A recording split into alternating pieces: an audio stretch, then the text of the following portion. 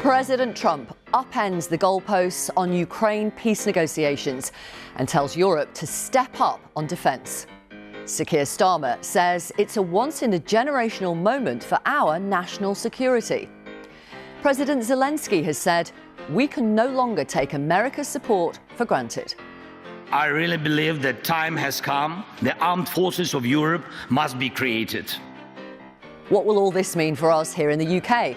Live in the studio is the Business and Trade Secretary, Jonathan Reynolds. And from the Munich Security Conference, we'll hear from the Shadow Foreign Secretary, Priti Patel.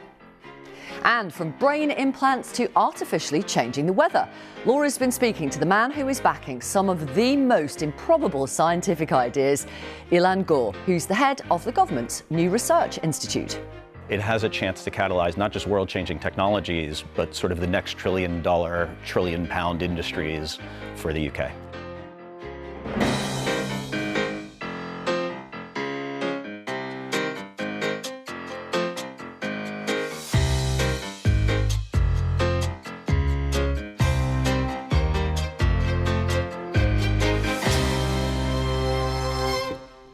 Good morning. Welcome to the programme. I'm Victoria, standing in for Laura this morning.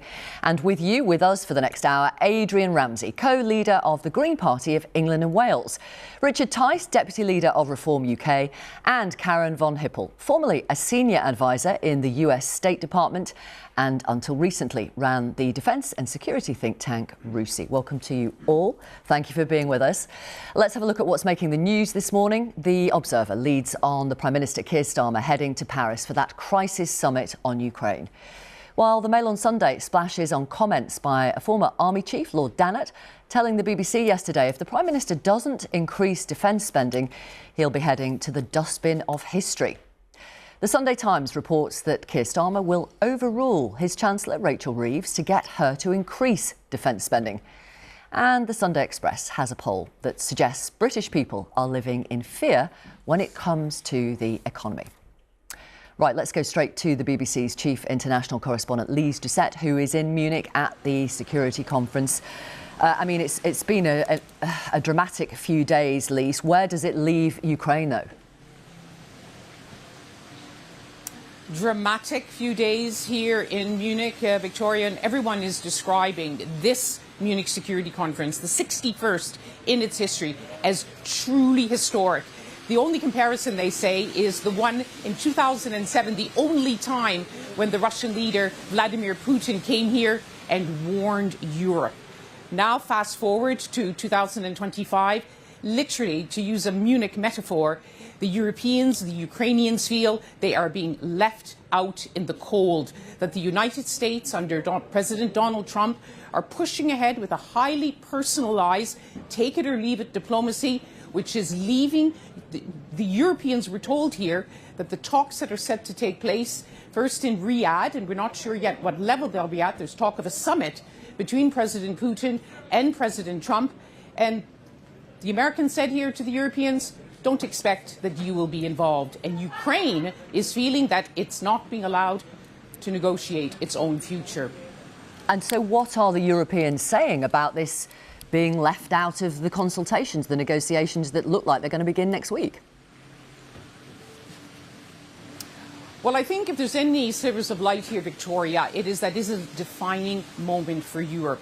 They heard from President Trump during his first term, and indeed they've heard from many American presidents, that the Europeans had to spend much more on their own defence. That message has now been heard loud and clear. Every European leader I spoke to here said they understand and they will do it. But what they didn't expect is that they are being handed a plan, literally handed a plan, but they're being handed ideas. There's a sense that there is no plan. They're hearing contradictory ideas from the United States, and there is simply too much at risk for the Europeans. This morning in the Grand Bayerishof behind me, the European Union's foreign policy chief, Kaja Kallas, convened a meeting of European ministers to decide what to do next. And then there's this emergency summit called by Emmanuel Macron of France for Europe, literally for Europeans to get their act together, to come up with a plan that Europe feels protects Europe, protects Ukraine, and whatever is left of what is the root, the motto that's this whole conference, the whole world order, what they want to be seen to be rooted in, a rules-based international order, and this transatlantic partnership, which now seems to be in pieces. Thank you very much, Lise. Lise Doucette live from Munich from the security conference. So America's diplomatic approach in the past week has left Europe's leaders and military chiefs reeling, as you were just hearing from Lise. It's not just Ukraine. His vice president attacked European leaders for ignoring voters' concerns over free speech. There's so much to talk about this morning. Karen von Hippel, just how significant have the last few days been? Well, I think the conference itself has been a wake-up call, as people have been saying. At the same time, I would urge everyone to stay calm. The Europeans and the United Kingdom together have spent far more, actually, than the Americans have in Ukraine. Not militarily. The Americans have contributed the most militarily, and especially advanced weapons. But if the Europeans are going to be expected to contribute troops and contribute funds to a peace process afterwards, they need to be at the table. If it's about Ukraine, the Ukrainians need to be at the table. So if they speak with one voice, I do think the Americans will listen. We saw that with Marco Rubio in Gaza just the other day. He backtracked on a lot of this peace plan that President Trump had been pushing because there was such an outcry against it. Richard Tice, what do you think of President Trump's approach and the approach I don't think we should be surprised. I mean, he's actually got an election mandate to try and secure some form of peace negotiations in Ukraine. He said he could sort it out very quickly. So we shouldn't be surprised that he's embarking on this. And but what about some of the detail that's coming out? Yes, he campaigned on it, absolutely. But you see, everybody assumes that he will negotiate in the traditional way. He doesn't. What the Americans under Trump's administration does is negotiate completely differently. Everything gets thrown on the table, pieces get moved around, everything's up for grabs. And they almost revel in the fact that they can be inconsistent between different ministers, different members of his administration, whereas we get concerned over here that, oh, that means there's a split here and there. They revel in that. That's part of their negotiating tactics. I actually think President Trump will be delighted that the European leaders are having a massive wake-up call, getting their act together, and yes, we've all got to spend more on defence. That's the reality. That's what he's always said and stood for. Adrian Ramsey, what do you think? Well, we're 3 years into this horrific Russian attack on Ukraine, and we desperately need to see an end to the bloodshed, to people losing their lives. And of course, an end of a war has to mean negotiation, but it's a negotiation that must have Ukraine front and centre so that they get a fair deal. Are you confident they will be front and centre? Well, I'm really concerned about whether they will, given that what Trump is saying. And what's at risk here is that we leave Ukraine and Europe at the threat of future Russian aggression. And what really concerns me about Trump's approach is whether he's giving the same attention to the needs of Ukraine as to Russia. And what I'd ask Reform Limited is, will you stand up to Trump and say, and very clearly, that Ukrainian people have got to be around the table? I've stood up for Ukraine from the very beginning. I've donated, I've driven to Ukraine, taken medical supplies. So I'm not taking any lessons from anybody saying, you know, we are very strongly supportive of Ukraine. And of course, they will have to be they will have to be central to any deal that may or may not be concluded. But Trump is shutting them out. That's the real risk here, isn't it? We've got much more time to come back to this through the programme. Thank you for the moment. Before we get to the Business Secretary, Jonathan Reynolds, who will tell us the government's position, a reminder of how dramatic a week it's been. We must start by recognizing that returning to Ukraine's pre-2014 borders is an unrealistic objective. I think we're on the way to getting peace. I think President Putin wants peace. There is a new sheriff in town, and under Donald Trump's leadership, we may disagree with your views. The United States does not believe that NATO membership for Ukraine is a realistic outcome of a negotiated settlement. We had a good talk with President Putin. I had a good talk with President Zelensky. Very good talk. The threat that I worry the most about vis-a-vis Europe is not Russia, it's not China, it's the threat from within. So how should the UK respond? Let's talk to Jonathan Reynolds, the Business and Trade Secretary. Good morning to you, Mr. Reynolds. So, overnight, an emergency summit of European leaders, which is coming next week. Sir Keir Starmer has said this is a once-in-a-generational moment for European security. Why? Well, first of all, we should welcome the fact that the US president wants to see an end to the conflict. We all want to see that. Very much agree that has to include Ukraine. That is the position of the UK government. There will be no durable peace without involvement of European partners, particularly the Ukrainians, as part of that. What the US has said repeatedly, and has been a part of their programme for some time, is they would like to see Europe make a greater contribution to the collective defence of Europe. I think everyone recognises there is a reasonability behind that. So that is how Europe has to respond. I believe we in the UK can play a part as that bridge between the US and Europe as we adjust to this new era, and it certainly is a new era. But I think it would be wrong to portray this as some sort of fundamental breach. There is still a great deal of common ground between the US and its European allies. We must play our part in strengthening that. What can this European summit achieve then when the Americans and the Russians appear to be deciding everything for themselves in talks in Saudi Arabia next week?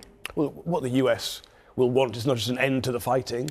Like ourselves, they'll want a durable peace plan to be in place. This separate meeting of European leaders, what can be achieved with that? We are going to need to respond, as people who live on the European continent, to this request from the US for a greater contribution to collective security. I think we have to recognise that has been a US aspiration for some time. It is certainly a part of the agenda of this administration. We have always been a leading defence power in the UK. We have an interest as well in seeing not only Europe make that contribution. I think there's a whole range of things we should be doing to make sure our industrial and defence base is as it needs to be to meet this new challenge. But again, we will make sure we are building that relationship, strengthening that relationship between the US and Europe. Don't portray this as some sort of attempt to fundamentally breach what has been one of the most effective and important defensive alliances in history.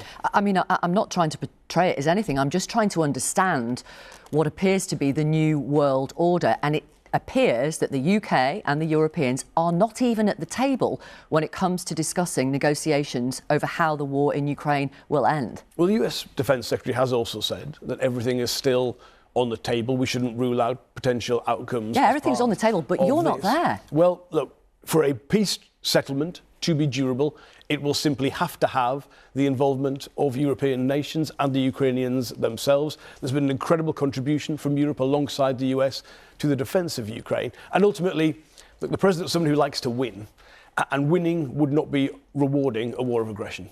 Right, so why do you think President Trump that Pete Hegseth, the US Defence Secretary, said earlier in the week, Ukraine won't be in NATO and Ukraine will have to give up some of its territory? Well, look, again, he has also said he's not ruling anything out. That's their position that they've outlined in terms of the immediate short term. But I would say, surely we would all recognise, peace requires a guarantee of that peace settlement, of security, of a peace guarantee going forward. We will all have to play a part in that. OK. You talked a little earlier about Sir Keir Starmer being a bridge between the US and Europe. How's he going to do that? Well, look, there is definitely, from the new US administration, a view towards Europe, and there's a slightly different view towards ourselves in the UK. Both markets, both allies will always be fundamentally important to us. But I do think we can play a constructive role in this. I'm not saying it's going to be easy. There's a very assertive agenda from the US. But we, in terms of our contribution to defence, in terms of our economic relationships with the United States, these are important relationships. And I think we've got a chance to play a constructive role. How? Well, first of all, if you look at key people in the administration, they've got certain views towards the European Union. I deal with trade, obviously, where there is a grievance on the US side. At the big deficits in goods trade the US has with the EU, as well, of course, as with China. We don't have that. They see us in a different light. It doesn't mean it'll be plain sailing for us. We've got some difficult things to agree upon. But they recognise the relationship is different. They recognise our approach to key areas of the future, like AI, is a different one to the European Union. So we've got a different way, and we can play a role that is in our national interest, but I think also strengthens that Western relationship as well. Right, but there appear to be differences on Ukraine. Well, I would go back to what we all have a common interest in achieving, which is peace, an end to the war, but in a durable way that gives us the chance to rebuild Ukraine, safe and prosperous future for everyone on the European continent. Yeah.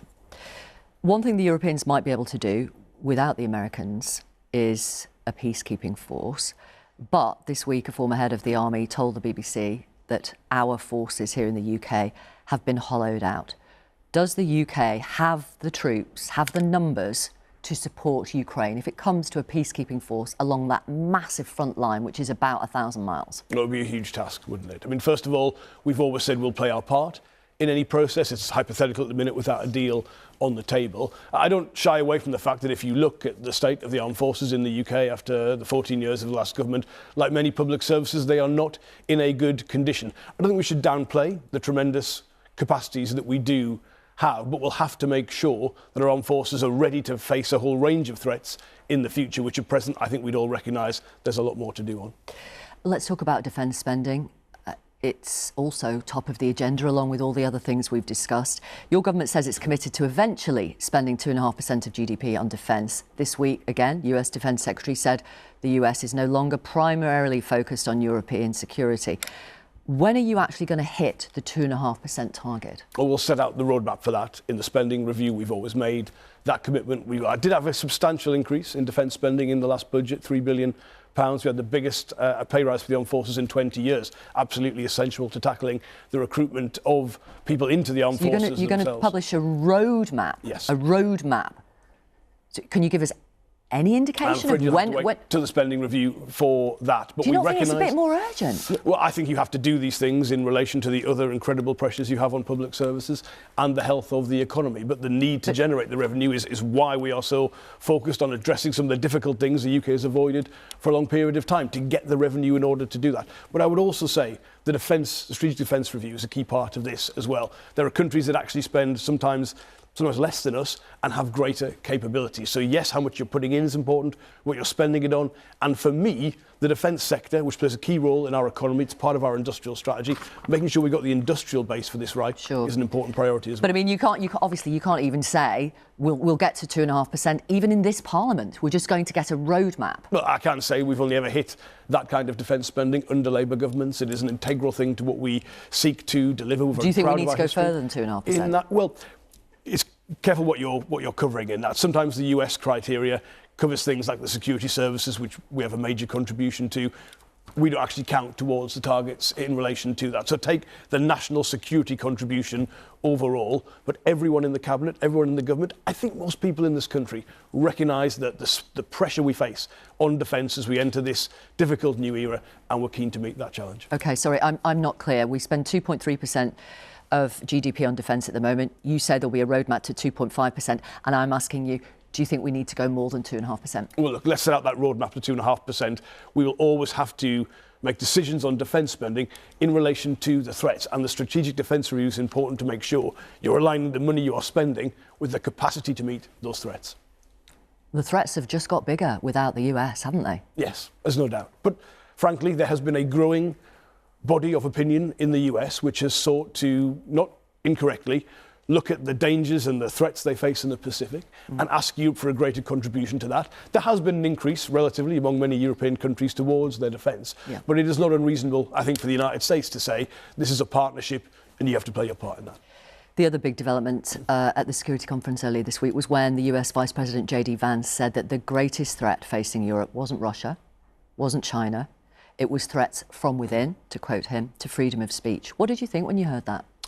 So he also said we can disagree on some things and still be close allies. I would disagree on that. I think the threat from Russia is real. We've seen the and greater than threats to freedom of speech. Yes, and just on the specific example he gave, I mean, let's be clear, we don't have blasphemy laws in the UK. That's the right thing. I say that as a Christian. No one is arrested for what they are praying about. The example he gave was about making sure people can access healthcare, in this case, so he was wrong. Services. I wouldn't agree with his characterisation of that, but he did say, look, we can disagree on some of this stuff and still be a key part of a relationship of allies and friends.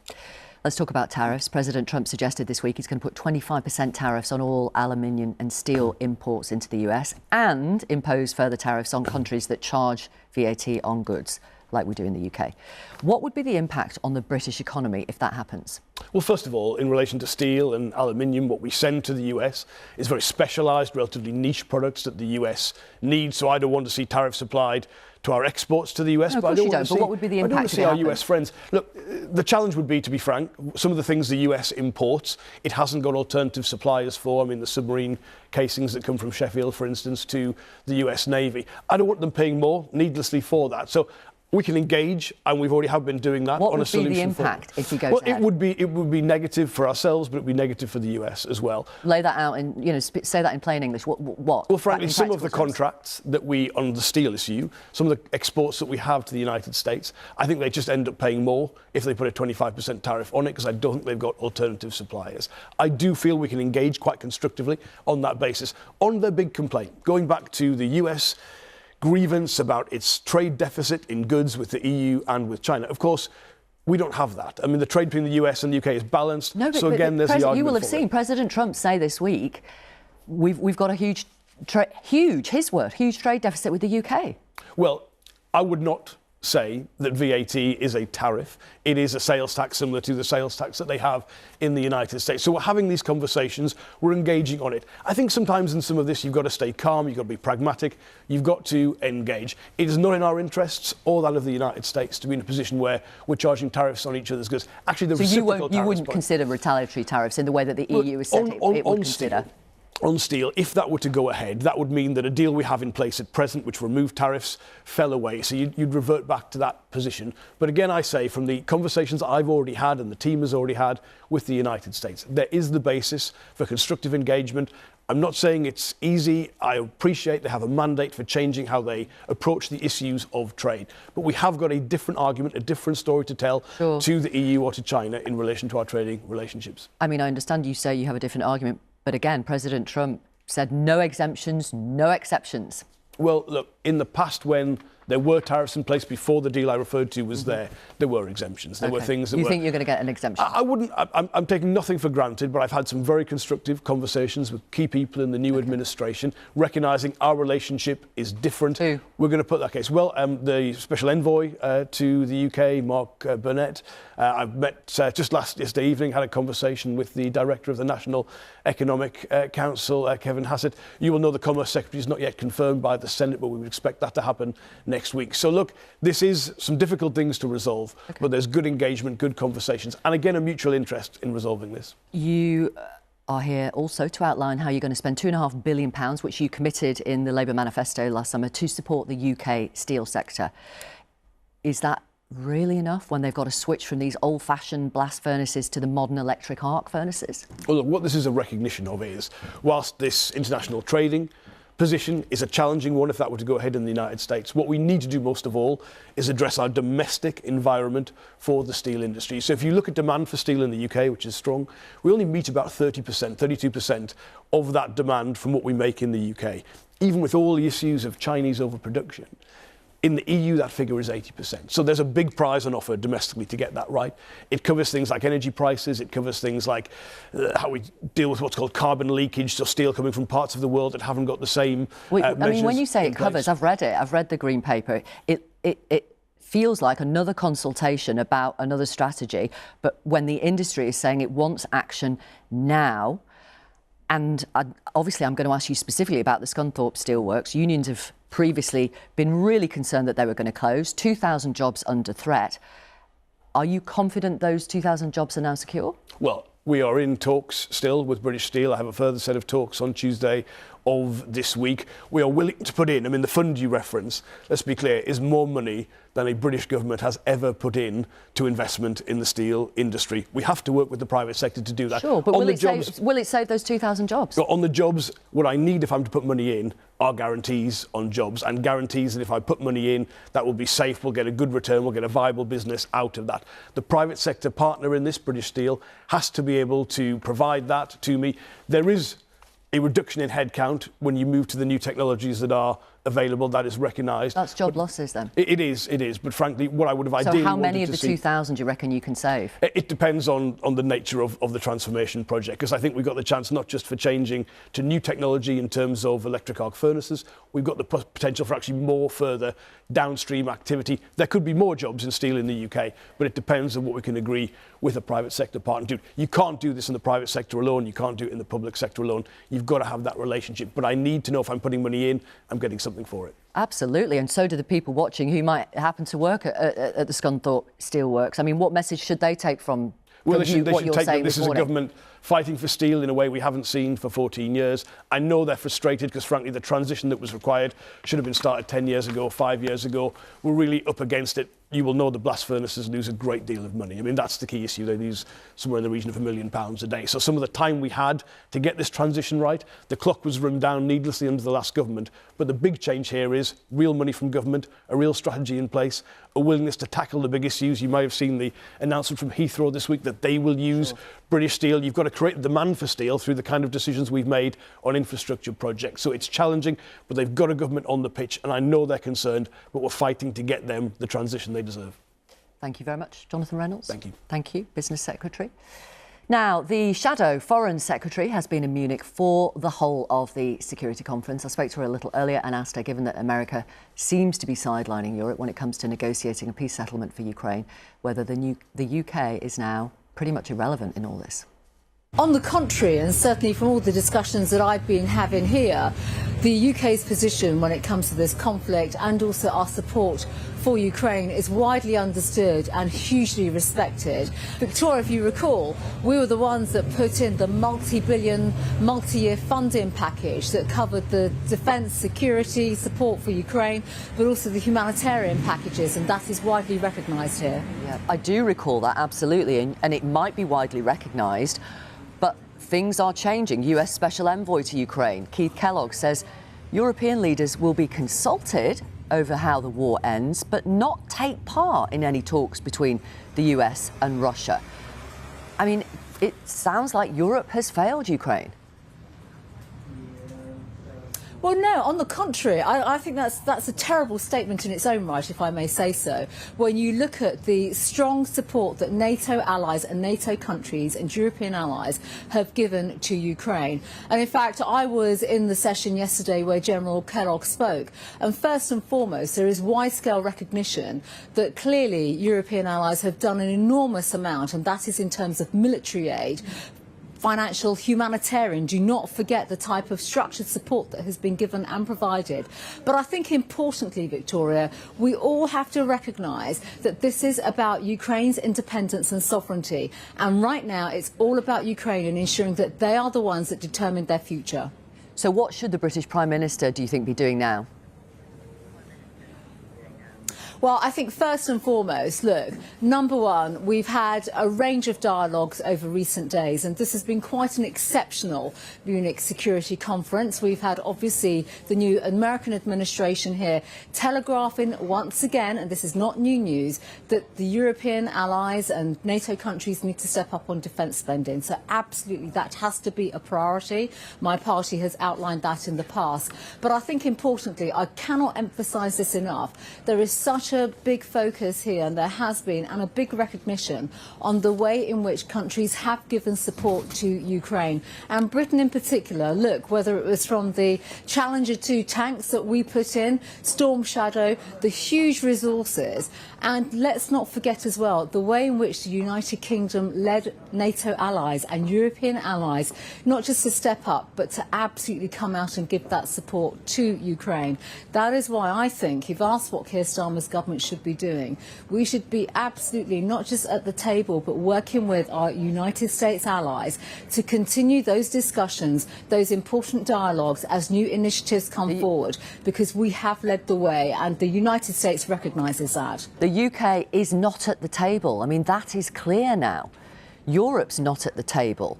And not only that, you've got President Trump saying that Ukraine should cede territory, should give up its own territory, and it can't become a member of NATO.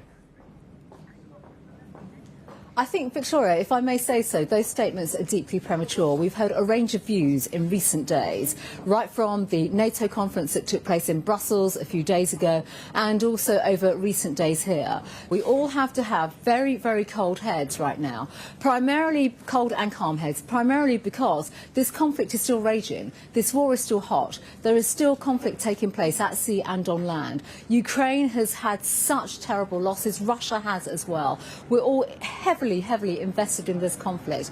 And I think right now we need a degree of calmness as these new initiatives take place, and also as this new range of talks take place, whether it's the discussions that take place in Paris tomorrow, and there'll be many other debates, discussions and dialogues that will be forthcoming in the days and weeks ahead.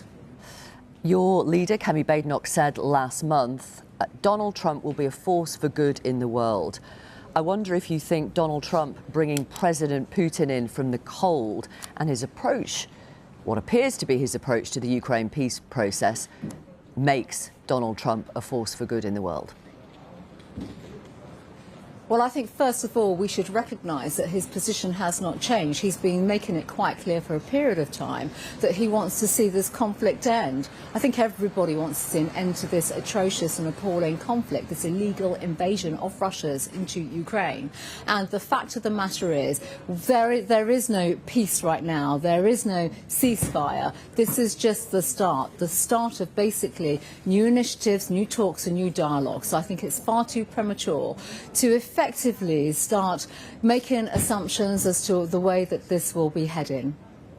Do you have a plan to end the war? Do you have an alternative to what President Trump and his US Defence Secretary have suggested, which is Ukraine giving up its territory and not becoming a member of NATO? Victoria, if I may say so, that is effectively just, these are views that have been aired by a range of people over recent days. At the end of the day, we have always said this, by the way, that it is for Ukraine to decide its future and the people of Ukraine. But that's not what the leader of the free world seems to be thinking, and that's not what his US Defence Secretary seems to be thinking. Well, it's early days. I think we should be very, very clear about this. This is very early days. There'll be future debates, discussions and dialogues. I certainly would not want to put any of that in terms of the talks to undermine them. And I think right now every single country, NATO allies in particular, and the United Kingdom, we are hugely invested in this conflict. There's no doubt about that, and that's not what I'm asking. Forgive me. And proudly so. There's no doubt about that, and that's not what I'm asking. I want to ask you, because it sounds like you're saying you don't without saying it in these terms, you don't necessarily believe what President Trump and Pete Hegseth, the US Defence Secretary, have said this week. Well, we have to understand in more detail what they are saying. It's too easy to generalise from statements and comments. I'm literally going by what they said. Other comments that commentators are making. Well, we don't know that, and you've not been part of those discussions, and neither have I. We all need to come to a clear understanding of the wider direction of travel, and it's very early days in those talks, Victoria. And I think right now, the United Kingdom, along with NATO allies, we must continue to be firm and solid and strong in that support that we're giving Ukraine, right down from the military assistance, right down to ensuring that we are spending more on our defence and security. That is paramount. And clearly continuing the dialogue with our friends and allies in the United States administration. The US Vice President, J.D. Vance, gave a speech on Friday, as you know, saying that the main threat facing Europe wasn't Russia. It wasn't China. It was what he called the retreat of Europe from its fundamental values and the erosion of free speech. I wonder, do you think that is an insult to the people of Ukraine? No, look, for this conference, we're here at the Munich Security Conference. Ukraine and the people of Ukraine and this dreadful illegal conflict has been the major topic. So all of us have been heavily engaged and invested in those discussions. But I think, just one thing to say, Victoria, every single country across Europe has its own domestic issues. And, governments and politicians of the day, get on and focus on what those issues are. So do you think, I think, there are so many discussions, so many speeches that are given here. And, just one thing about the Vice President and his speech, he's entitled to give his own views, as he did. And, of course, it's up to us as politicians for our respective countries to get on and, whether it's at an international level or a national level, crack on and do what we do in terms of our own policies and legislation. I'm asking for your view. Do you think he's right when he says freedom of speech is more of a threat than Russia or China? Well, look, I've had to deal with freedom of speech issues when I was Home Secretary, and I know how difficult those issues are. Is it more of a threat than on Russia the or China? Russia-Ukraine conflict here at this particular conflict. I mean, look, that's. I'm not doing your soundbite politics here, because at the end of the day, the Vice President was absolutely entitled to give the type of speech that he gave and focus on the areas that he chose to discuss.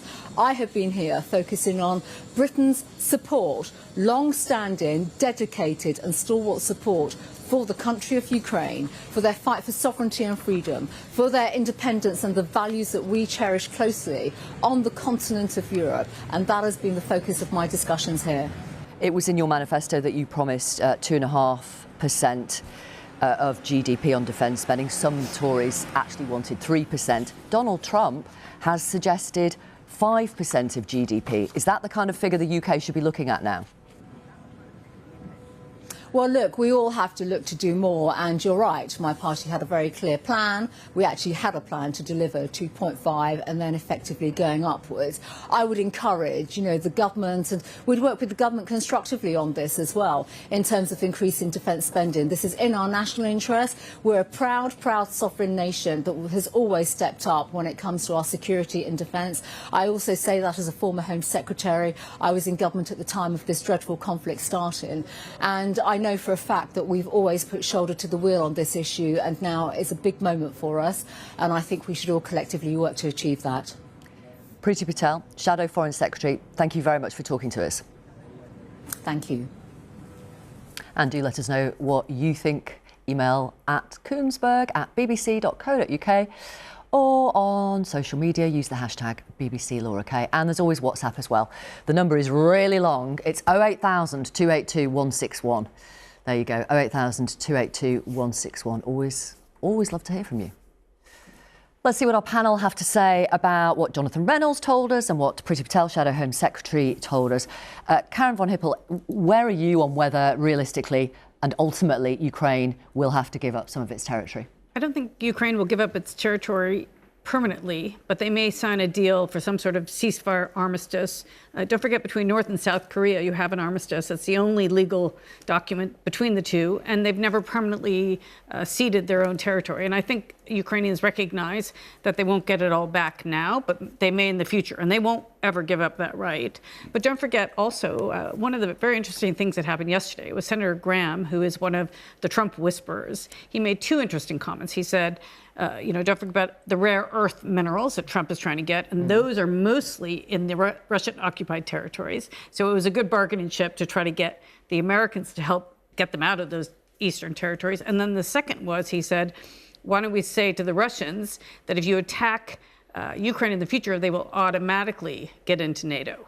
And so who knows if Trump will listen to that, but there are lots of other ideas on the table. And Trump, you know what he's like, he's quite impulsive and he changes his mind quite often. So those were very interesting ideas for one of his colleagues to throw out. What do you think of those ideas, Richard? I think there's so many ideas on the table. Of course, Ukraine will have to be central to all of it. But for example, there is, what is the security protection given to Ukraine by Western allies, whether they be European, American, or a combination of the two? That is an absolutely critical thing, so that this horror never happens again. And I think we have to learn from errors in the past. Well, absolutely, because there's the Budapest Memorandum in the 90s, which failed. There's the Minsk Agreement in 2015, which failed. Don't forget the 2008 Bucharest discussions, where actually it was the US that said that Ukraine should join NATO, and it was France and Germany that rejected it. So, I mean, we've all got some difficult history to remember here. The other key thing that shouldn't be forgotten, $300 billion of frozen Russian assets in Western banks. That needs to be part of the bargaining negotiating tools.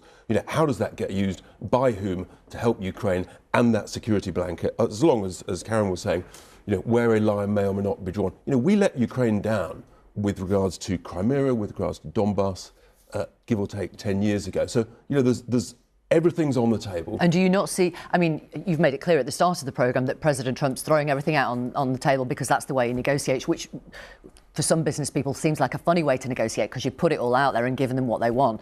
But do you see his approach as ultimately one that can satisfy Ukraine, Europe and the US, really? It must be right to try. But he might fail, everybody might fail, but it must be right to try. What the West has done is we've given huge support to Ukraine, which has given it a much better ability to stand up and resist the Russian horror. Indeed, actually, Ukraine going into Russia has added another interesting bargaining chip onto the table. But ultimately, most wars do end up in some form of difficult negotiation with compromises having to be made. But as long as we get everything on the table, the money, the security blanket, and let's see, but it must be right to try.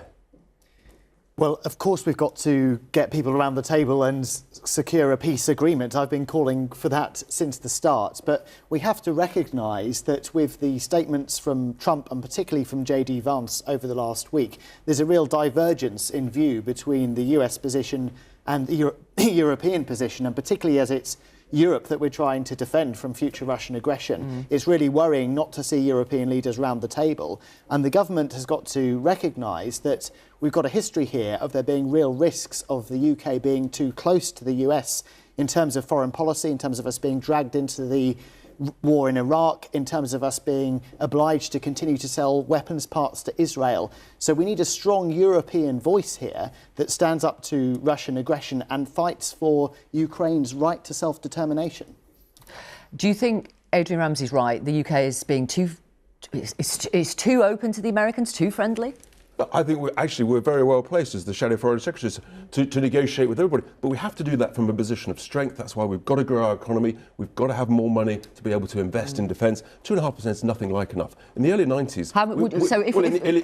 Let's ask you then. What do you... No, hang on. What in the 80s it was 5% of GDP. Right. I don't know what it was in the 90s. It was in 1990, I think it was 3.8%. Right, OK. So what would reform say? We had an art contract last July. You had to get within 5 to 7 years to about 3%. And I think what we're seeing even since then is that 2.5 is not going to be enough, 3 may not be enough. OK. And difficult choices are going to have to be made. Hang on, and where are the Greens on increasing defence spending? Well, we committed in our general election manifesto to maintaining spending on our defence forces. I think that's crucial. 2.3%? Well, it comes down to things like whether you renew Trident nuclear weapons, which we wouldn't do. But since your manifesto, things have changed, we were very clear that we would protect spending on the defence forces, which will have an increasing role both in peacekeeping, but also in adapting to the very real impacts of climate change that we're already seeing happening around the world. The UK has a crucial role to play there, but we have to do it on the basis of strong European relations and working with the United Nations to be a strong force for peace. OK. And that... Sorry, what percentage did you say reform was suggesting over 5 to 7 years? 3% in about 6 years' time. Okay. That's probably not enough. And in the next 5 years, these are going to be some very difficult decisions. How do we get to where we were in the early 90s, 3.8%? Okay. Difficult choices are going to have to be, and that in a sense is what the European leaders have got to wake up and have some difficult discussions over the next few days. And obviously, it's behoved on me to ask how you might pay for that. You've talked about difficult choices.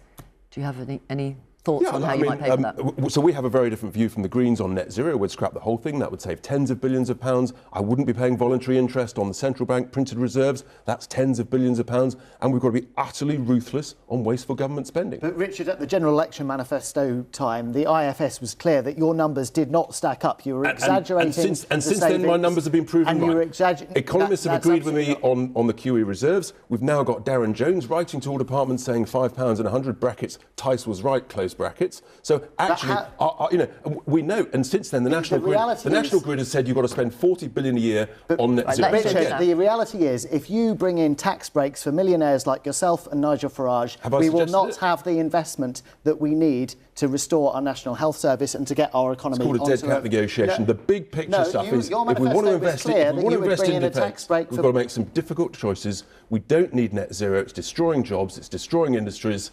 And what we've got to do is we've got to invest in things that will make our economy grow. And net zero Have you tried telling that to the people in LA who are suffering from wildfires, the people around the world who are suffering from extreme flooding? And we just had a discussion about steel. There's huge opportunities for British manufacturing if we invest in things. Richard, will you give me a chance to speak? There's huge opportunities to invest in British manufacturing, producing renewable energy locally, investment in the high cost of renewables. You've got to have cost-effective you keep on interrupting me. Renewable energy is 9 times cheaper than gas, which is sold on the international market. Let me bring in Karen von Hippel. You worked in the US State Department. obviously President Trump has a very different way of doing diplomacy. Could it work? Could what work? I'm sorry, I've sort of lost track of.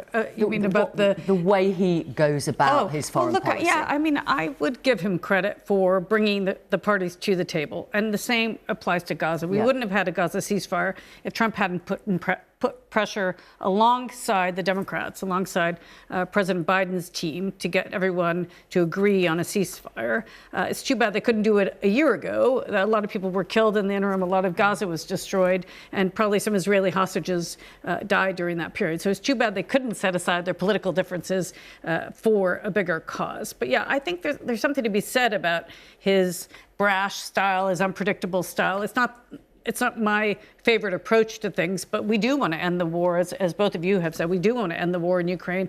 It's, you know, everybody, it's not just bad for the Ukrainians, it's bad for the global economy, as we've seen. And so, you know, however that happens, I think he does care about the aftermath. I don't think he will sell Ukraine down the river, because he's very conscious of what happened when the U.S. withdrew from Afghanistan and what a disaster that was. He does want to win a Nobel Prize, as everyone talks about, and he knows that he'll be seen as a sellout if he gives Russia everything that they want. So yeah, okay, the U.S. and Russia will talk this week in Saudi Arabia.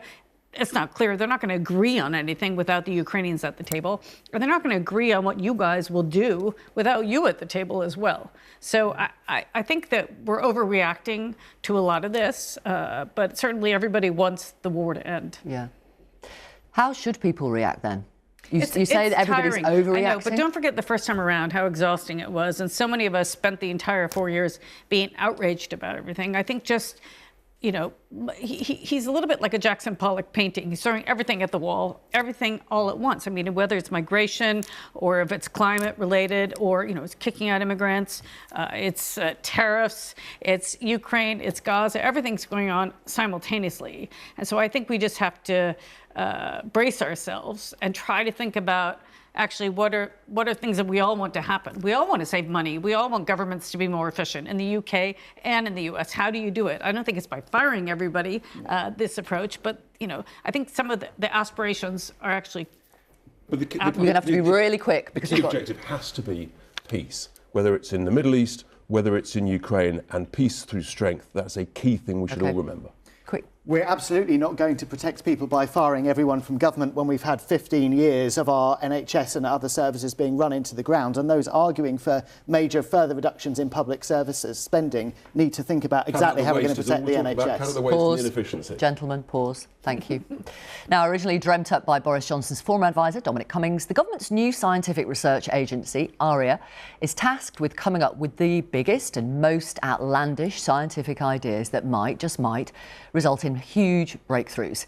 They're looking at ways to use brain implants to help people with dementia or epilepsy, to artificially change the weather, and use AI to sound the alarm when we approach climate change tipping points. Laura met the CEO, Ilan, and she asked him, what's different about ARIA? Our job is to look across the entire research ecosystem, this rich landscape of scientific talent and research capacity, and find the underexplored opportunities where, if we could catalyze them with some funding, we're going to take a big bet, a bold sort of risk on whether it would work. But if it did work, it has a chance to catalyze not just world-changing technologies, but sort of the next trillion-dollar, trillion-pound industries for the UK. So in terms of what you're trying to do, I mean, it might seem flippant to do this, but to try to sort of understand, are you kind of like Oppenheimer with the Manhattan Project, or like Doc from Back to the Future? Like, you're looking for that really big, unexpected transformation moment? The language we use is that we are empowering scientists and engineers to reach for the edge of the possible.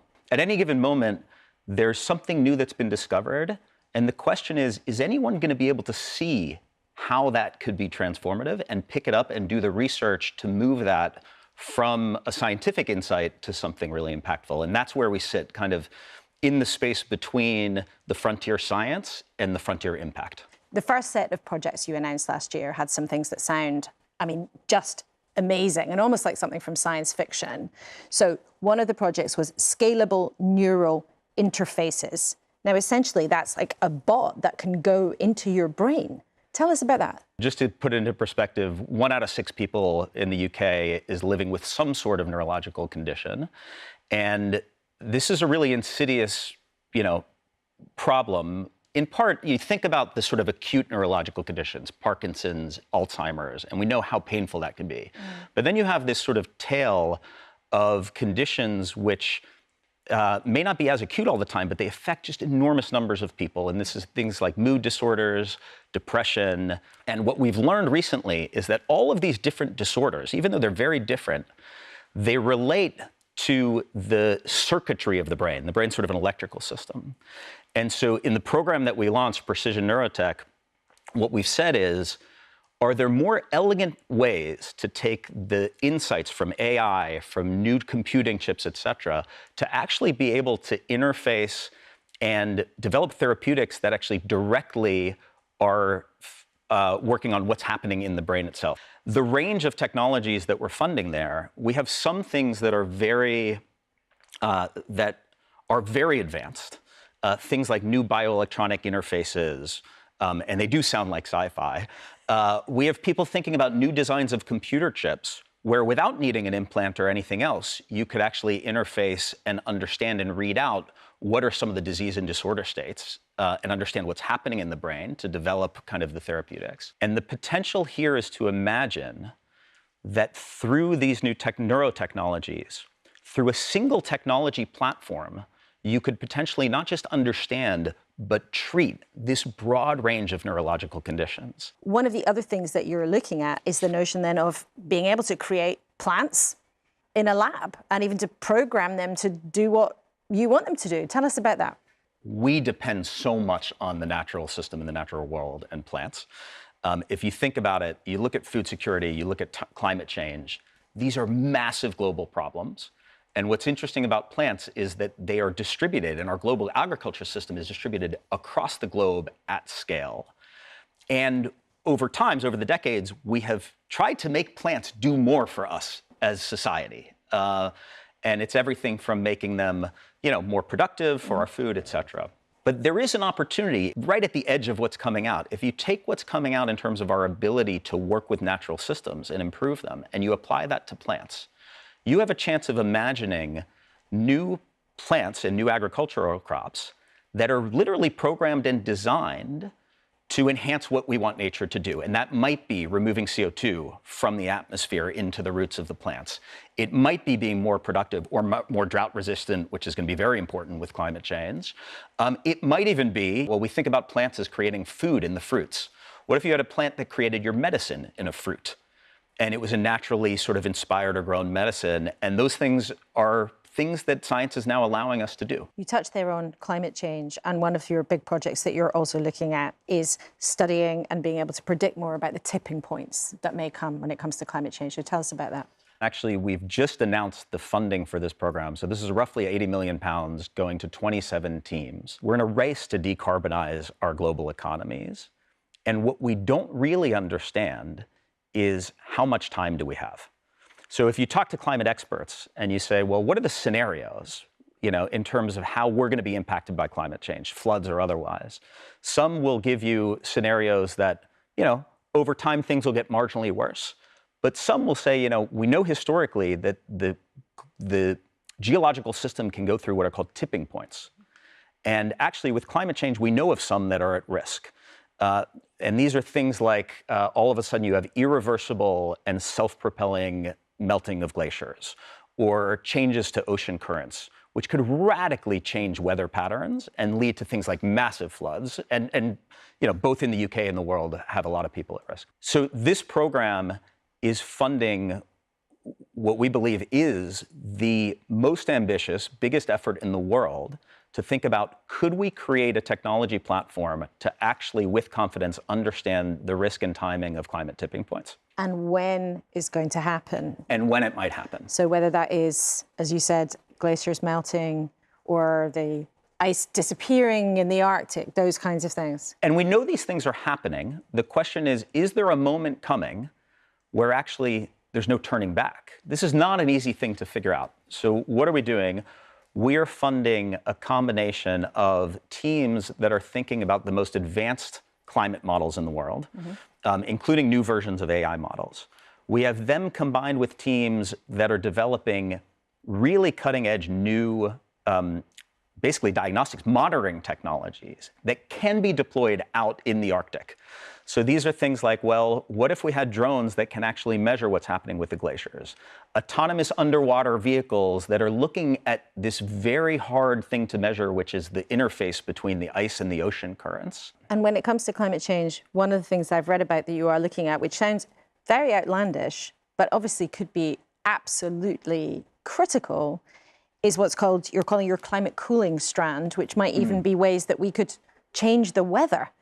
I mean, can you see a day when that is possible, or is that a ridiculous oversimplification? Okay, let's say we found that there was a tipping point that could be massively disastrous. What do you do about that?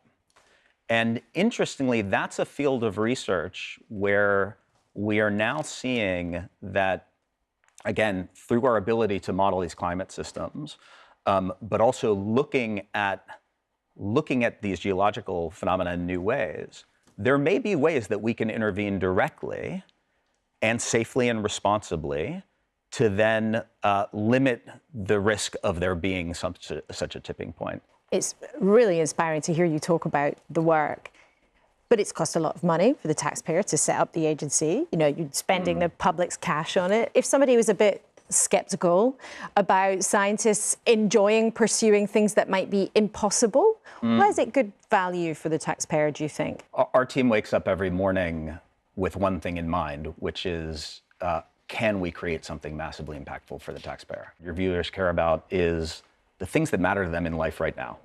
It's access to the resources they need to feel safe, to feel secure, to feel happy.